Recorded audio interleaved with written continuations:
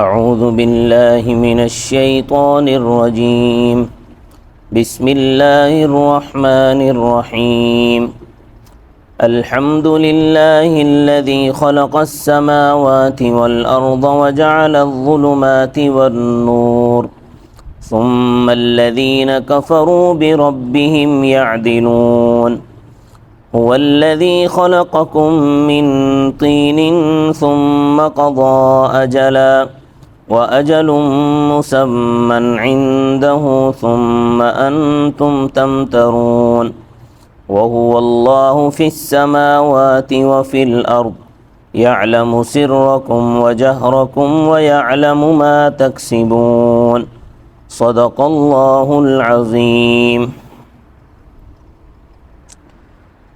سورۃ الانعام کا تعارف میں نے کل کے درس میں کروا دیا تھا۔ عالم ما سوا اللہ، اللہ کے علاوہ جو کچھ بھی ہے اس کا نام عالم ہے، اور اس کو کائنات بھی کہتے ہیں۔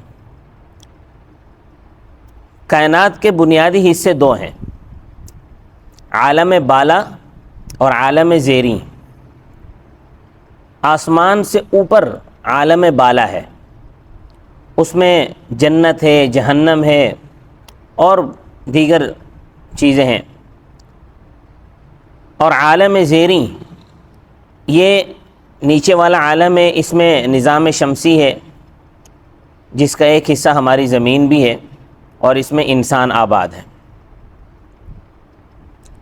تقریباً تمام انسان اس بات پر متفق ہیں کہ کائنات اللہ تعالی نے پیدا کی ہے اور اس کے سوا کوئی خالق نہیں۔ البتہ جو مجوسی ہیں، آتش پرست، وہ یہ مانتے ہیں کہ خالق دو ہیں، اہرمن، یزداں اور اہرمن۔ ان کے مطابق یزداں جو ہے وہ خیر کا خالق ہے اور اہرمن شر کا خالق ہے۔ مسلمانوں میں معتزلہ انسان کو اپنے افعال اختیاریہ کا خالق مانتے ہیں، اور جو دہریے ہیں یعنی لا مذہب ملحد، وہ عالم کو خودکار یعنی آٹومیٹک مانتے ہیں۔ باقی سب لوگ اللہ تعالی ہی کو عالم کا خالق مانتے ہیں۔ اب جو خالق ہوگا وہی مالک ہوگا، وہی اپنی مخلوقات کی روزی روٹی کا انتظام کرے گا۔ جو پروردگار ہوگا وہی معبود بھی ہوگا۔ یہ بالکل موٹی سی بات ہے جس کا انکار بے عقلی کی بات ہے۔ الحمدللہ، الحمدللہ میں توحید الوہیت کا بیان ہے۔ حمد یعنی تعریف، تعریف جو ہے وہ کسی کمال پر ہوتی ہے، اور تمام کمالات بالذات اللہ تعالیٰ کے لیے ہیں۔ دوسروں کو بھی جو کمال ملا ہے وہ اللہ تعالیٰ کی دین ہے۔ سب سے بڑا کمال الوہیت ہے، بس وہ بھی اللہ کے ساتھ خاص ہوگا، اور دوسرا کوئی اس کی الوہیت میں شریک اور سہیم نہیں ہو سکتا۔ اللہ تعالیٰ نے عالم زیریں میں، یہ جو نیچے والا عالم ہے، اس میں آسمان اور زمین بنائے، اس میں نظام شمسی رکھا جس سے شب و روز کا نظام وابستہ ہے۔ اندھیرا یعنی رات مقدم ہے، اجالا یعنی دن مؤخر ہے۔ اسلامی کیلنڈر میں اسی طرح ہے، اسی وجہ سے اسلامی دن جو ہے وہ مغرب کے بعد شروع ہوتا ہے۔ جیسے ہی سورج غروب ہوگا نیا دن شروع ہو جائے گا، پچھلا دن ختم ہو جاتا ہے۔ تو اسی لیے اسلامی تاریخ جو ہے وہ مغرب کے بعد تبدیل ہو جاتی ہے۔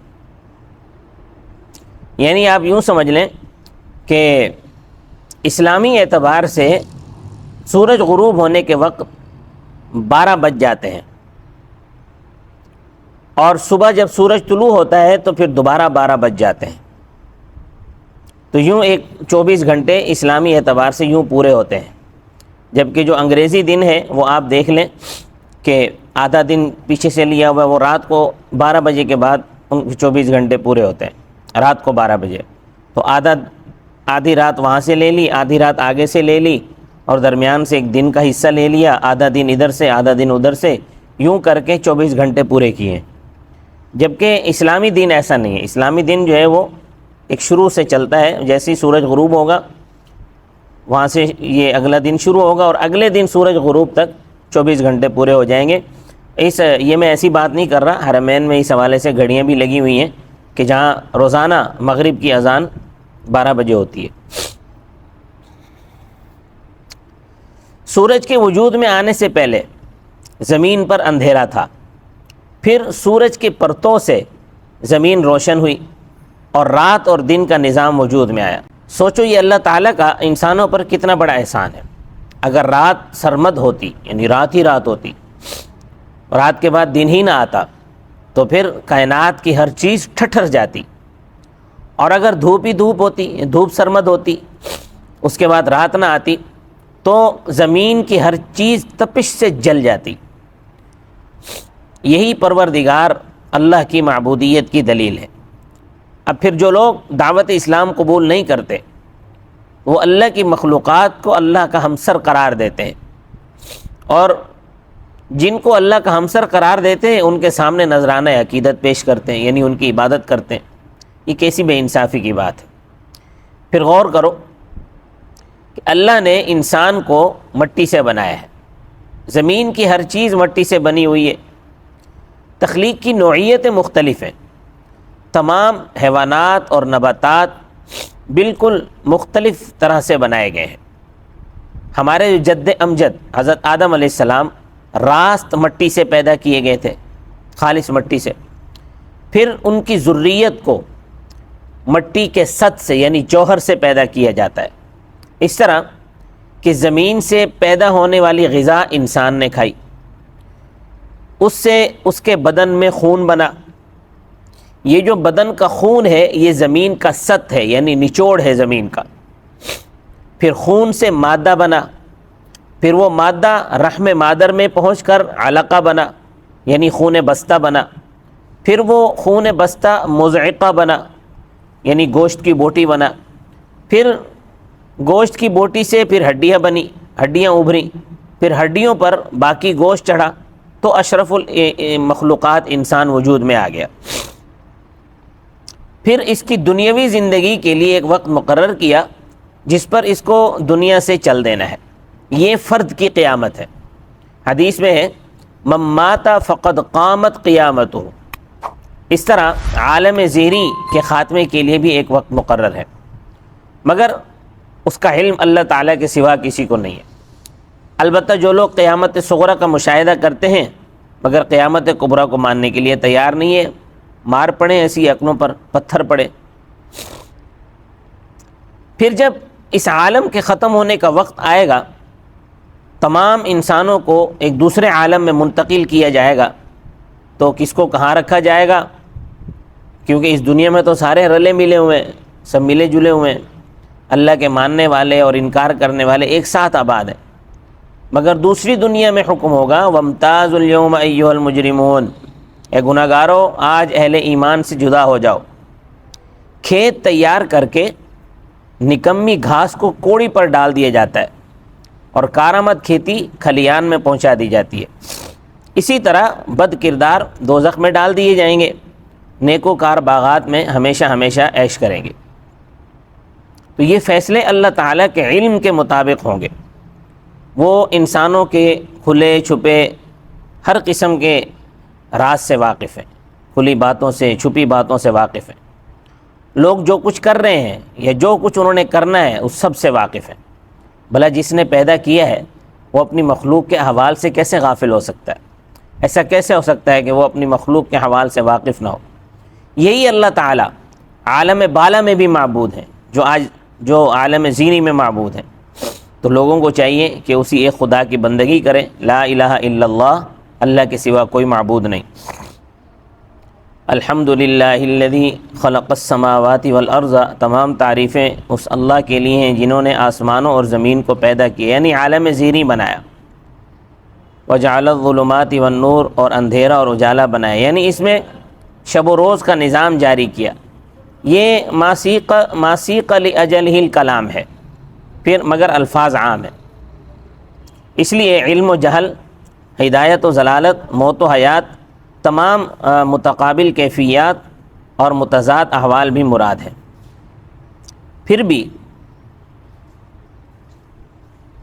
ثم الذین کفروا بربہم یعدلون، پھر بھی جن لوگوں نے اسلام قبول نہیں کیا اپنے پروردگار کے ساتھ برابر ٹھہراتے ہیں، هو الذی خلقکم من طین، وہی ہے اللہ جنہوں نے تم کو مٹی سے پیدا کیا، ثم قضا اجلا، پھر فیصلہ کیا ایک مقررہ وقت یعنی موت کا، واجل مسمى، اور ایک دوسرا مقررہ وقت ہے عندہ ان کے پاس، ثم انتم تمترون، پھر بھی تم شک کرتے ہو۔ یعنی اللہ پاک نے تمہیں پیدا کر کے تمہاری ایک حیات دنیاوی ٹھہرائی، اب یہ تمہاری دنیا کی زندگی ہے، جب تمہاری یہ دنیا کی زندگی ختم ہو جائے گی تو تم دوسرے عالم میں منتقل ہو جاؤ گے، تو جس کی زندگی ختم ہو گئی اس کی قیامت تو قائم ہو گئی۔ اسی طرح اللہ پاک نے اس کائنات کو جو بنایا ہے اس کا بھی ایک وقت مقرر رکھا ہے، اس نے بھی وقت مقررہ پورا ہونے کے بعد اس کائنات نے بھی ختم ہو جانا ہے۔ وَهُوَ اللَّهُ فِي السَّمَاوَاتِ وَفِي الْأَرْضِ هُوَ الَّذِي خَلَقَكُم مِّن طِينٍ، وہی ہیں جنہوں نے تم کو مٹی سے پیدا کیا، ثُمَّ قَضَىٰ أَجَلًا، پھر فیصلہ کیا ایک مقررہ وقت یعنی موت کا، وَأَجَلٌ مُّسَمًّى عِندَهُ، پھر ایک دوسرا مقررہ وقت ہے ان کے پاس، ثُمَّ أَنتُمْ تَمْتَرُونَ، پھر بھی تم شک کرتے ہو۔ وَهُوَ اللَّهُ فِي السَّمَاوَاتِ وَفِي الْأَرْضِ، وہی اللہ معبود ہیں آسمانوں میں اور زمین میں، یعلم، جانتے ہیں وہ، سرکم و جہرکم، تمہارے چھپے کو اور تمہارے کھلے کو، وَيَعْلَمُ مَا تَكْسِبُونَ، اور جانتے ہیں وہ جو کچھ تم کرتے ہو۔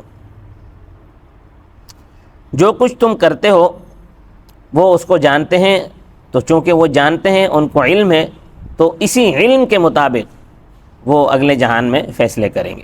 صدق اللہ العظیم۔